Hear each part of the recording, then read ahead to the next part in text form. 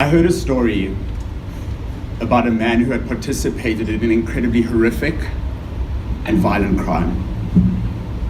He was one of 4 other men who gang raped a young woman. But that isn't where the story ends. Several years later, the man in question is now married to the woman he raped. He knows who she is, but she has no idea who he is. In South Africa, up to 55% of women have experienced sexual violence, and up to 25% of men have raped a woman, many several times. Numerous campaigns and services exist supporting female survivors of sexual violence, but there is almost nothing addressing rape prevention amongst men, those actually responsible for committing the violence. I am a communication strategist working for a South African advertising agency, and one of my core clients is the Center for Communications Impact. 10 years ago, we co-created the brand Brothers for Life in order to establish a vehicle for men to talk to men about men's health. And over the years, we have been briefed to come up with many public health campaigns, including medical male circumcision, ARV adherence, and HIV, and encouraging men to go for HIV counseling and testing. And as you can imagine, all of those campaigns have been driven by compassion and empathy for our target market. But this time, the brief was quite different. This time, the men that we had to influence and impact were rapists. Men who had committed reprehensible acts. Men for whom it is inherently difficult to have compassion and empathy for. As would be the case with any brief that I tackle, in order to actually achieve something, I need to get into the head of my target market. So I read all the literature and the formative research, and everything seemed to point in the direction of addressing the entitlement that underpinned every story and anecdote that I read.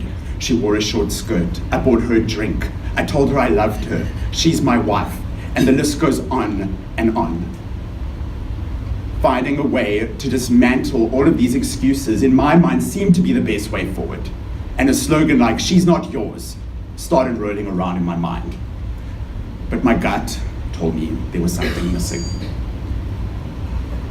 One of my colleagues on the account jokes with me and says, just after we got the brief, that I came storming into her office saying, "I'm not a rapist. How am I supposed to write a strategy to talk to them? I don't know anything about them. I'm not the target market."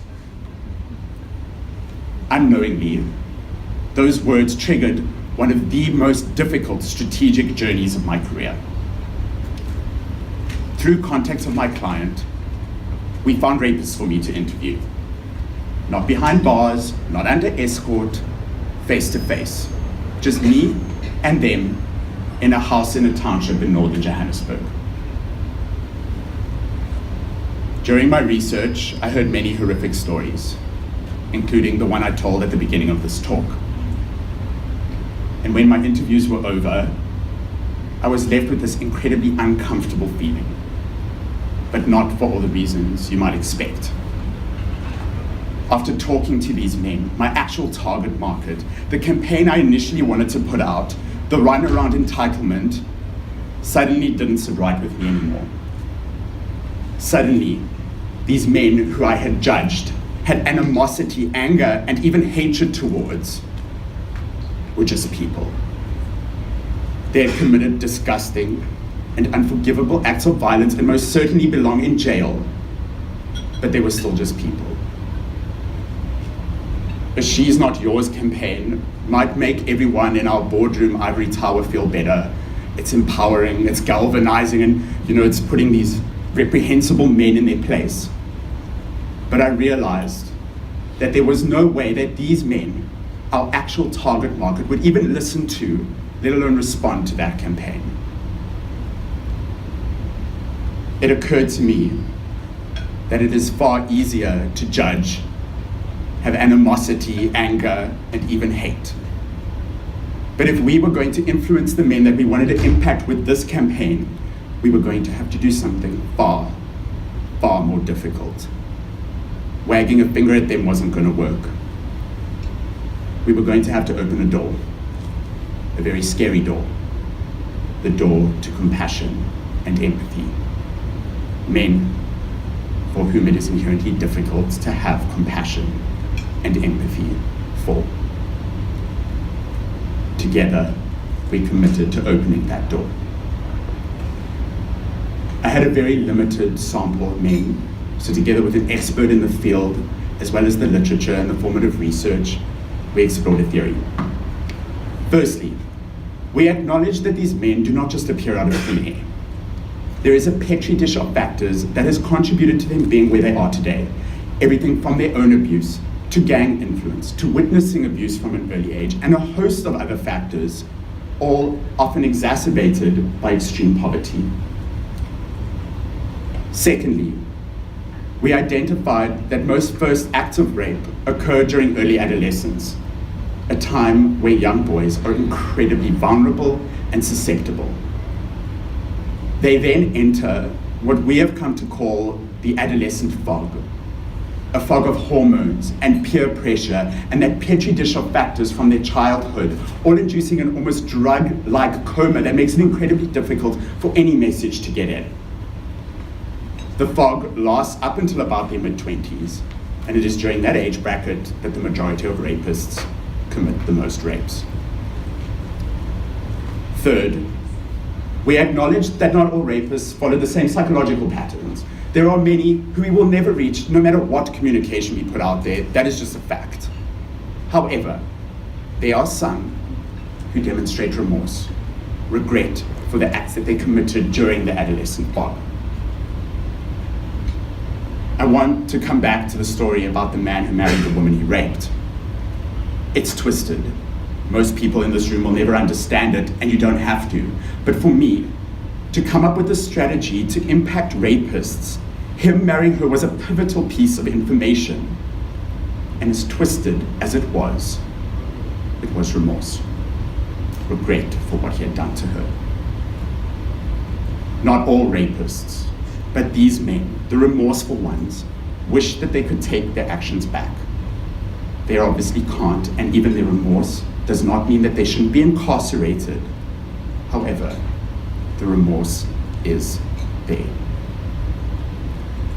And it is all very well for us to identify this pattern in men who are no longer in the fog, but how are we going to leverage that in a campaign with men and boys who were deep in the fog?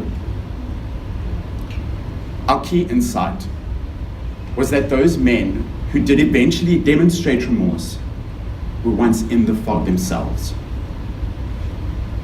Another story I heard during my research was about two men on the prowl in a park.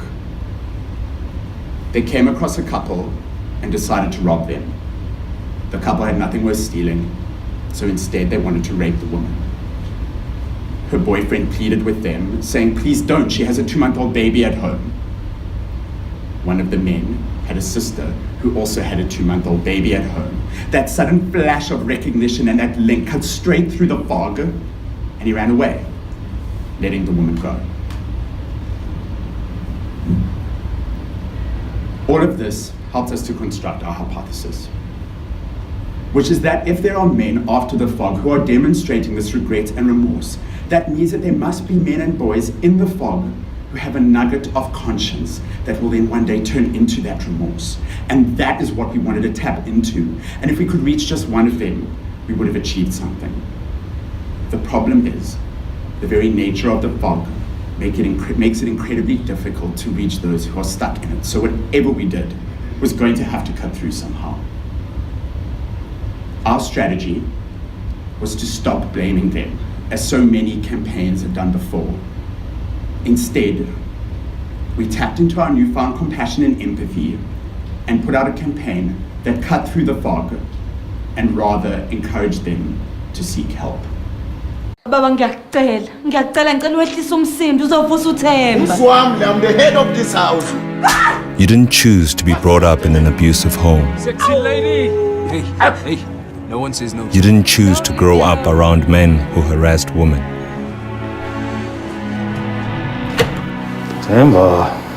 You didn't choose to be molested. None of those things were your choice. but raping her Themba! will be. You can't change your past, but you can choose the man you become. I'm sorry. Call us for free on this number if you need help. Brothers for Life. Yenzagal.